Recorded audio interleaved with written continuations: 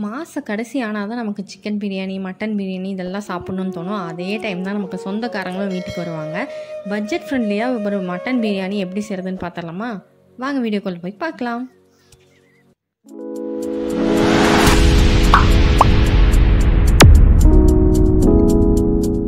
பிரியாணி செய்கிறதுக்கு எப்போவுமே அடிகனமான பாத்திரம் எடுத்துக்கோங்க. அப்போ தான் அடி பிடிக்காமல் இருக்கும். இப்போ ஒரு 2 ஸ்பூன் அளவுக்கு எண்ணெய் விட்டுட்டு பிரியாணி எல்லாம் போட்டுட்டு கொஞ்சம் அந்த ஸ்பைசஸ் வந்து ஒரு காய் மாதிரி இருக்கும்ல அது போட்டுட்டு சின்ன வெங்காயம், பெரிய வெங்காயம் ரெண்டுமே நான் ஆட் பண்ணியிருக்கேன். பெரிய வெங்காயம் ஒரு பெரிய வெங்காயம், ஒரு 10 சின்ன வெங்காயத்தை இடித்து சேர்த்துருக்கேன். அது கூட நல்லா வதங்கினதுக்கப்புறமா கருவேப்பிலை, அது கூட வந்து ஒரு 3 சின்ன தக்காளி ஆட் பண்ணியிருக்கேன்.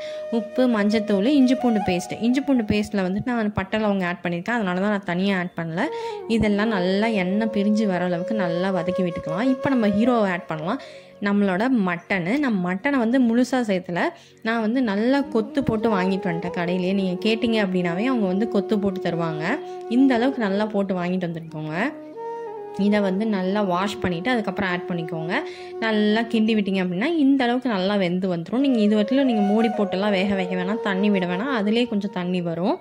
இந்த ஸ்டேஜில் ஒரு 4 ஸ்பூன் அளவுக்கு தயிர் ஆட் பண்ணிக்கோங்க. தயிர் வந்து நல்லா சாஃப்டாக கொடுக்கும் மட்டனை. இன்னுமே நம்ம ஏற்கனவே கொத்து போட்டு தான் வாங்கிட்டு வந்திருக்கோம், அதுவே நல்லா சாஃப்டாக தான் இருக்கும்.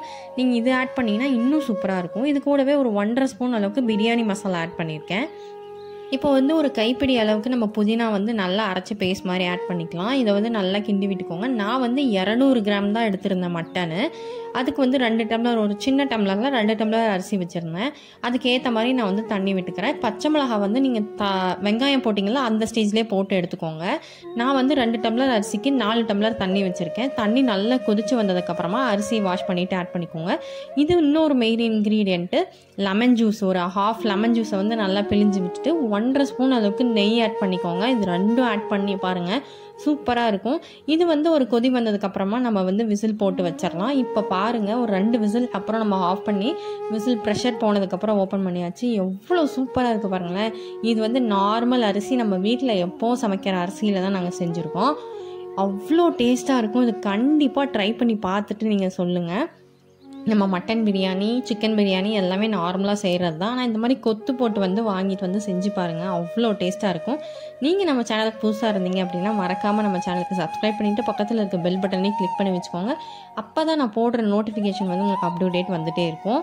கண்டிப்பாக இந்த வீடியோவை ஷேர் பண்ணிவிட்டு உங்களுக்கு பிடிச்சவங்களுக்கு ஷேர் பண்ணிவிட்டு இந்த மாதிரி செஞ்சு கொடுன்னு சொல்லி கேட்டு சாப்பிடுங்க. சூப்பராக இருக்கும். பாய்.